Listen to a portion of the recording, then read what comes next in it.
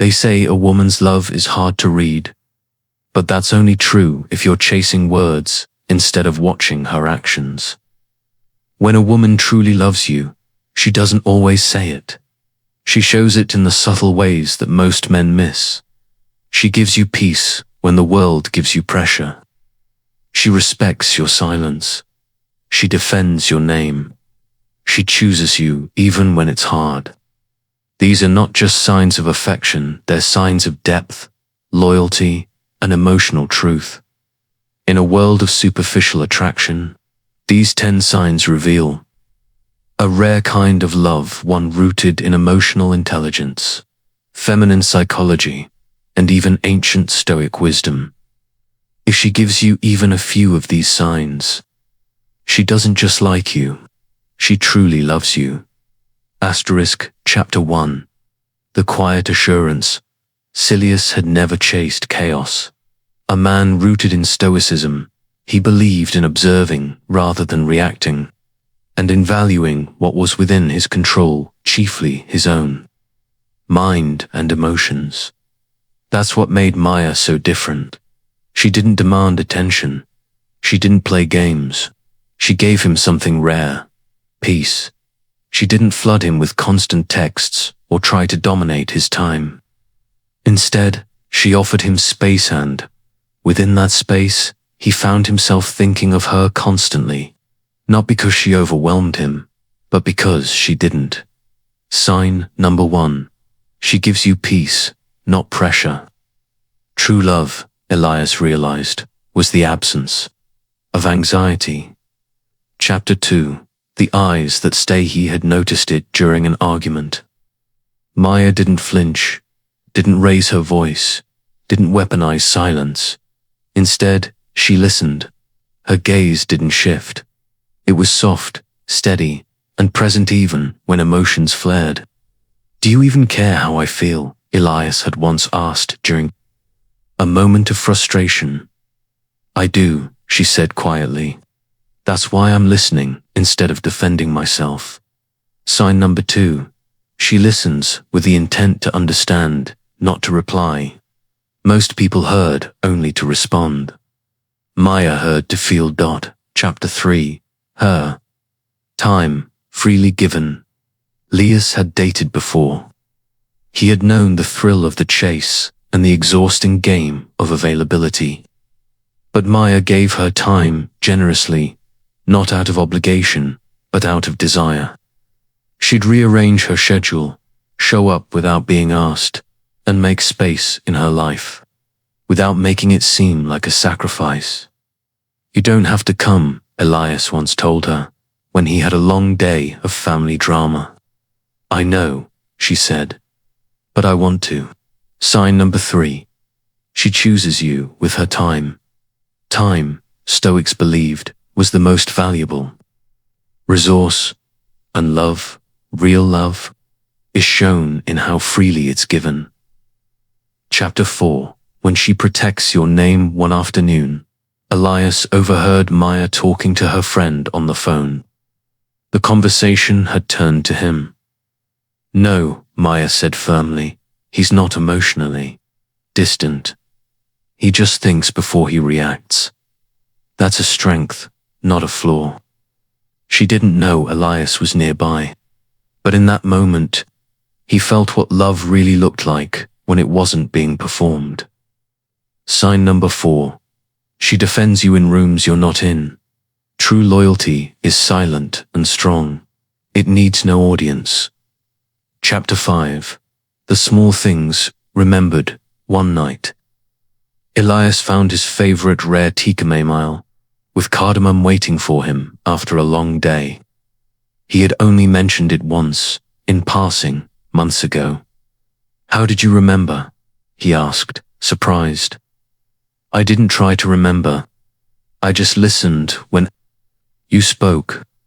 Sign number 5. She pays attention to what matters to you. Love isn't in grand gestures. It's in memory, in presence, in noticing. Chapter 6. Her emotions authentically expressed. She cried when he was hurting. She smiled when he succeeded, not out of pride but from shared joy. She never masked her feelings, never manipulated him with silence or guilt. Stoicism didn't mean emotional suppression. It meant control and awareness. And Maya, though deeply emotional, had that rare balance, vulnerability without chaos. "I feel safe with you," she once whispered, her head resting on his chest. "Not because you never hurt me, but because you don't hurt me intentionally." Sign number 6. She is emotionally open and safe. Genuine love invites vulnerability without fear. Chapter 7. She respects your solitude. Most people confused distance with detachment. Maya didn't. When Elias withdrew into his inner world, when he needed silence to process or solitude to recenter, she didn't take it personally. "You don't talk much today," she noted once, curling up beside him, just thinking, "I'll be here when you're done." Sign number 7. She respects your need for solitude. The Stoics believed in self-mastery. Maya respected the inner journey without demanding access to every part of it. Chapter 8. Consistency over intensity. There were no extreme highs with Maya, no addictive drama, no emotional roller coasters. Instead, there was constancy, kindness, stability. She didn't love him more on the good days and less on the bad ones. One rainy night, after Elias had lashed out at a friend and spiraled into guilt, Maya didn't scold him or offer cliches. She just sat with him, silent and steady. "You're allowed to be flawed," she said. "Love isn't fragile here." Sign number 8. She's consistent in her love, not conditional. Intensity may excite, but consistency sustains. Chapter 9. She helps you grow. Maya wasn't afraid to challenge him.